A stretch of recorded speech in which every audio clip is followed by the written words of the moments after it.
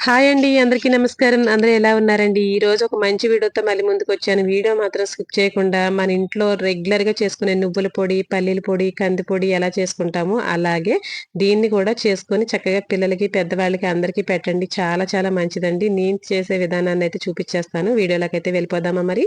ఇక ముందుగా అయితే 2 కప్పుల పల్లీలైతే తీసుకున్నాను. తర్వాత ఒక కప్పు అవిసె గింజలు, ఒక కప్పు ఉలవలు తీసుకున్నానండి. ఈ 3 కూడా డ్రై రోస్ట్ చేసుకున్నాను. ఆయిల్ లేకుండా కమ్మటి వాసనొచ్చే వరకు వేయించి, పూర్తిగా చల్లారే వరకు పక్కన పెట్టేసుకున్నాను. తర్వాత ఒక పావు కిలో కాకరకాయలైతే తీసుకున్నానండి. ఈ కాకరకాయలని కొంచెం డీప్ ఫ్రై అయితే చేయొద్దు. కొంచెం ఆయిల్ వేసి గోల్డెన్ బ్రౌన్ కలర్ వచ్చే వరకు వేయించి పక్కన పెట్టుకున్నానండి. తర్వాత కారానికి సరిపడా ఎండుమిర్చి, తర్వాత కరివేపాకు, 1 స్పూన్ జీలకర్ర, 2 స్పూన్ల మినపప్పు, 2 స్పూన్ల శనగపప్పు వేసుకున్నానండి. ఒక 3 పెద్ద వెల్లుల్లిపాయలు చక్కగా రొబ్బలు పెట్టుకున్నాను. వెల్లుల్లిపాయ గుడ్లు వలవకుండా పొట్టుతో పలంగా వేసుకుంటే పొడుల్లోకి చాలా బావుంటుందండి. ఇక ఈ పల్లీలనేవి పూర్తిగా చల్లారిన తర్వాత పొట్టు తీసేసుకుంటే గనక ఆ పొడనేది తెల్లగా ఉంటుంది. నేనైతే పొట్టు మంచిది కదా అని చెప్పేసి నేనింక పొట్టుతో పలంగానే మిక్సీ పట్టేసానండి. ఇక ఇలా పూర్తిగా ఒక్కొక్కటి పూర్తిగా చల్లారిన తర్వాత వన్ బై వన్ పొడిగా చక్కగా ఇలా మెత్తటి పౌడర్‌లాగా అయ్యే వరకు మిక్సీ పట్టుకొని వేసేసుకోవడమే. ఇంకా ఇందులో ఈ పొడిలో ఎందుకు నేను అవిసె గింజలు, ఉలవలు, కాకరకాయలు ఇవన్నీ చేర్చానంటే పిల్లలైతే తినమంటే అస్సలు తినరండి ఇవన్నీ కూడాను. అందులో డైలీ తీసుకోవాలంటే ఏ రూపంగా తీసుకోవాలి, ఎలా వండాలనేది మనకు కూడా పెద్ద టాస్క్ లాగే ఉంటుంది.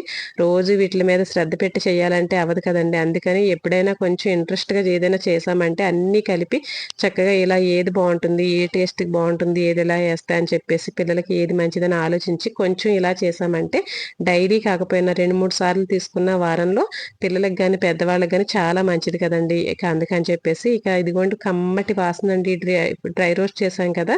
మంచి కమ్మటి వాసనయితే వస్తున్నాయి. పొడులన్నీ ఇలా మెత్తగా వన్ బై వన్ ఒక్కొక్కటిగా మిక్సీ పట్టేసుకొని వేసేసుకోవడమే ఇందులోను. ఇక పల్లీల పొడి, నువ్వుల పొడి ఇవన్నీ చేస్తూ ఉంటాం కదండీ! అవన్నీ నేను వన్ బై వన్ ఒక్కొక్కటి ఎలా చేయాలో నీకు వీడియోలో అప్‌లోడ్ చేస్తానండి. ఎందుకంటే ఈ కూరలు ఎప్పుడూ ఉంటూనే ఉంటాయండి. ఇంట్లో ఏదో ఒకటి చేస్తూనే ఉంటాం పొద్దున్న, సాయంత్రం అలాగా. కానీ ఈ కారప్పొడులను కూడా ఇంక్లూడ్ చేస్తే గనక పిల్లలకి డిఫరెంట్‌గా తిన్నట్టు ఉంటుంది. అందులోను వీటి ద్వారా అన్నీ మనం ఇచ్చినట్టు కూడా అవుతుంది కదా! అందుకని చెప్పేసి ఈ కారానికి సరిపడా ఎండుమిర్చండి.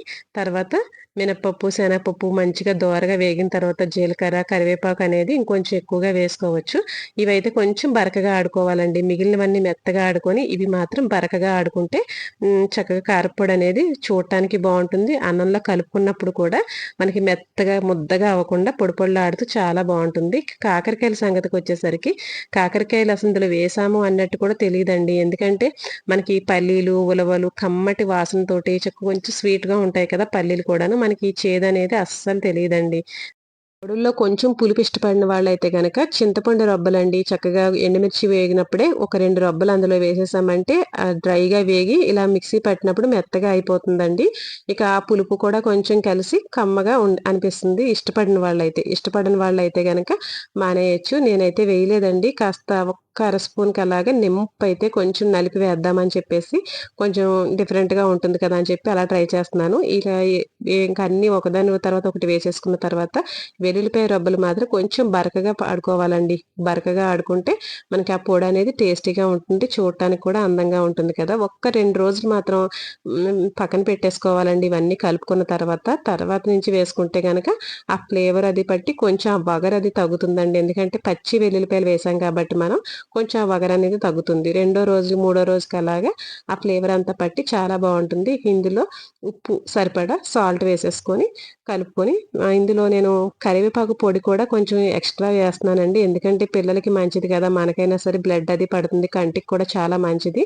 కరివేపాకు కొంచెం నేను వేయించింది తక్కువుందని చెప్పేసి సరేలే ఆల్రెడీ మన తోటలోని కరివేపాకుని, మునగాకుని పొడి చేసుకొని చక్కగా పక్కన పెట్టుకొని స్టోర్ చేసుకునే విధానాన్ని మన ఛానల్‌లో పెట్టాను కదండీ! ఆ కరివేపాకు పొడిని ఇదిగోండి ఇలా వేసేసుకుంటున్నాను. ఒకసారైతే వెళ్లి ఆ వీడియోస్ చూడండి. చాలా బావుంటాయి. అందులో ఇలా చక్కగా ఎప్పుడంటే అప్పుడు ఉపయోగించుకోవచ్చు. అలా చక్కగా నిల్వ పెట్టుకుంటే కదండీ! ఇక దీనికి సరిపడా కారం కూడా కొంచెం యాడ్ చేశానండి. కారం తగ్గుతుంది కదా అని చెప్పేసి.